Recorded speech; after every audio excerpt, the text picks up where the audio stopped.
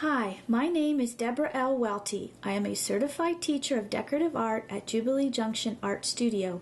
My website is qualityart.com. Today I thought I would show you how to paint a realistic flower petal using DecoArt's So Soft fabric paint. I have dioxazine purple, dark rose, primary blue, and titanium white, along with a little bit of primary yellow. I'm going to paint the main petal here, which has sort of a face on it. This is the design that I'm going to be using, and if you're interested in this design, I have a complete DVD that shows the entire project on 2 different discs. It's over 4 hours long, and you get a lot of good learning in that. I use a soft white nylon brush because it has a lot of snap and body, and the paint is made to be applied heavy and to saturate the weave of the fabric. So I have a very heavy load of paint on here. For this particular petal, I have decided to apply a lot of white right around through here in the center because this is the look that I want. I buy pansies every year and I look for interesting color combinations that I can use for my paintings. Excuse me.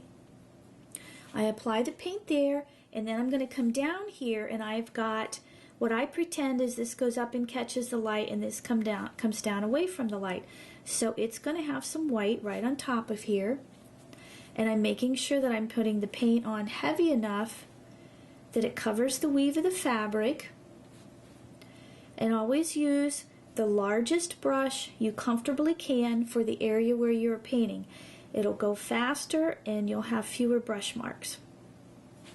So that's why I am using a Scharf Series 300 size 4 for this particular painting. And then after I've got the white in, I'm going to wipe the extra paint out of my brush. Actually, I'm going to clean it because I want it to be really dark. And then I'm going to come in and do the same thing with the dioxazine purple. I'm going to paint it all around these edges, following these curves down in those dips where we said it was going to be dark away from the light. And I'm just going to make it right now touch where this white is. I'm not ready to blend it just yet. I'm going to put it in all the areas, all around it, very carefully. And underneath here, and down here, and around to there. So I've got all my little spots covered. Then I want to wipe the extra paint out of my brush.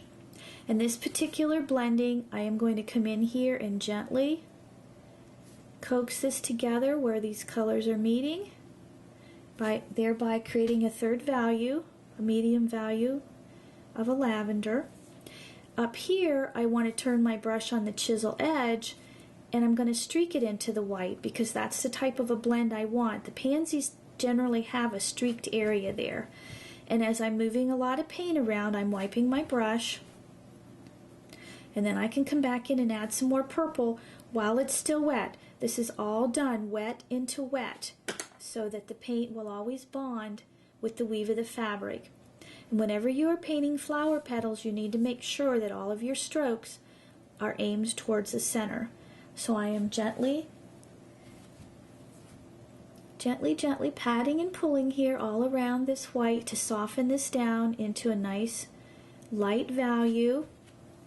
And then I have created a medium value. And over here it looks like it's getting a little bit dry. It's not blending real well for me. It blended nicely here. And it looks like it's going to blend nice right there. And then we come up into here. We soften this together. I want to get a little bit more, get a little lavender onto this here so it isn't so stark white. Purple, I should say, turning it into lavender. And I want to keep this crease right there to accentuate the fold. Now I'm wiping the extra paint off of my brush. I'm going to grab a little more purple to smooth out this edge and get some of my darks darker, and I'm going to come back and I'm going to fix that area there where it's not quite blending nice because it's drying. But while I've already got purple in my brush, I'm going to finish up getting the purple in where I need it to be. But whenever it's too dry to blend, all you have to do is just add more paint. And again, do you see how I'm turning my brush and I'm making sure that all my strokes are aiming towards that center. And actually, now that I added a little more purple, I rather like this. I've got a nice bright white, which is something that I tend to do. That's my style of painting. I have very bright whites and very dark darks in my paintings, in my oil paintings and in my fabric paintings, because I do my fabric paintings like oil paintings. I do not do them like acrylic paintings.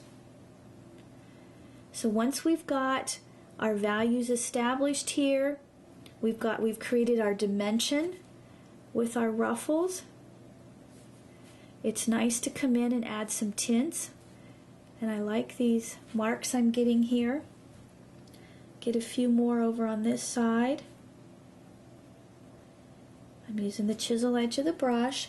I'm going to grab a little bit of the primary blue and I'm going to come in the darkest areas and add some tints. Because I have some blue on some of my other flowers on the other side of the painting, I like to tie it all together. This happens to be a violet, blue violet, and red violet painting. And I'm wiping my brush and I'm going to grab a little bit of the dark rose and put a few streaks in here. The harder you touch, the fatter the lines will be, so I don't want them to be very fat, so I'm barely touching it. And that is how you paint a realistic petal with fabric paint. Thank you for joining me today.